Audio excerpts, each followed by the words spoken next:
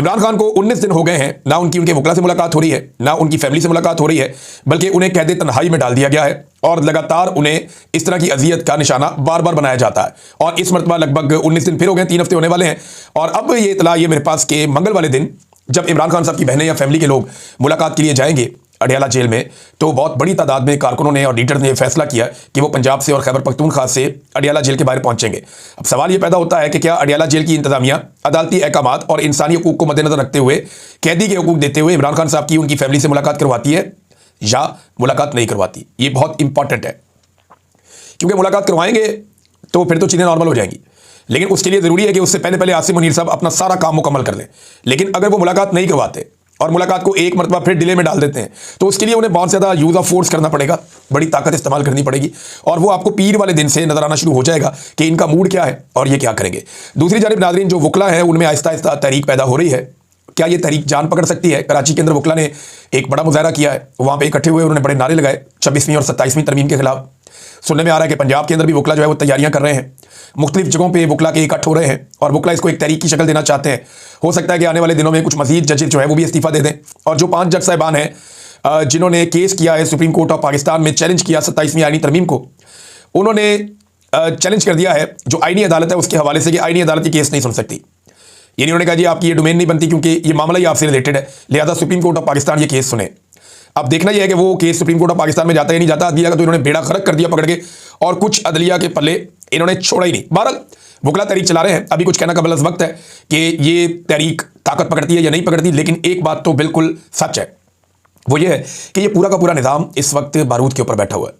ये बारूद पे बैठा हुआ पूरा निज़ाम, और कोई एक चिंगारी इन सबको भस्म कर देगी, और ये सारे इसे जानते भी हैं। इसीलिए तो आप देखें ना कि इस्तिस्ना वाला खेल खेला जा रहा है कि जनाब मैं अपने आप को बचा लूँ, अपने इर्द गिर्द एक इस्तिस्ना की दीवार खड़ी कर दूँ, आईनी दीवार, ताकि जब भी कभी कोई प्रॉब्लम हो तो मुझे प्रॉब्लम नहीं होनी चाहिए। सदर पाकिस्तान फील्ड मार्शल की ये सोच है दोनों की, और इस सोच के ऊपर उन्होंने अमल दरामद भी किया है।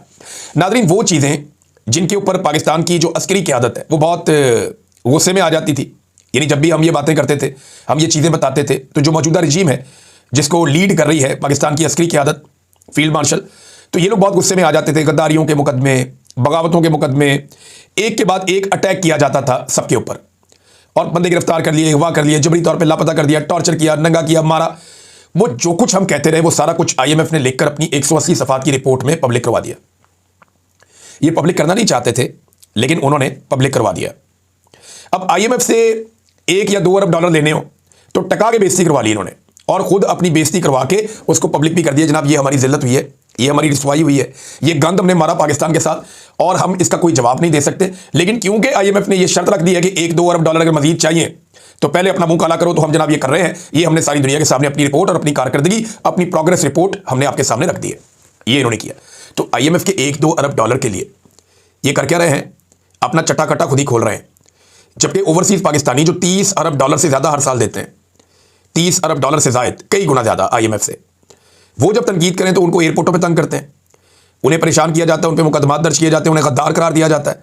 तो IMF को आप गद्दार क्यों नहीं कह रहे? पाकिस्तानियों को आप गद्दार क्यों कहते हैं? फ़र्क सिर्फ गोरी चमड़ी का है।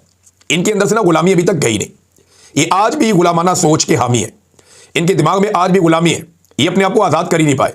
सिर्फ चमड़ी सफ़ेद होनी चाहिए, फिर ये बूट पॉलिश कर देते हैं। और अगर चमड़ी पाकिस्तानी हो और पाकिस्तानी लोग तनकीद करें तो उनको ये गद्दार भी कहते हैं, बागी भी कहते हैं, मुकदमे भी करते हैं, जेलों में भी डालते हैं, और उनके लिए ज़मीन भी तंग करते हैं। अरशद शरीफ यही बात करे तो उसे निशान इबरत बना दिया जाता है, और यही बात IMF करे तो मसला ही कोई नहीं है। यही बात कुछ अर्सा पहले जो है शहबाज राणा ने कही तो उसको जनाब मुकदमे का सामना करना पड़ गया। यही बात मैंने कही तो मेरे साथ क्या कुछ इन्होंने कर दिया, और यही बात IMF करे तो फ़र्क ही कोई नहीं पड़ता। फ़र्क जो है वो सिर्फ और सिर्फ सफ़ेद चमड़ी का है। इनके अंदर से ये गुलामी आज तक निकली नहीं है। और पाकिस्तान का मीडिया जिसे सवालात उठाने चाहिए वो तो मुकम्मल तौर पर कंट्रोल कर लिया गया है।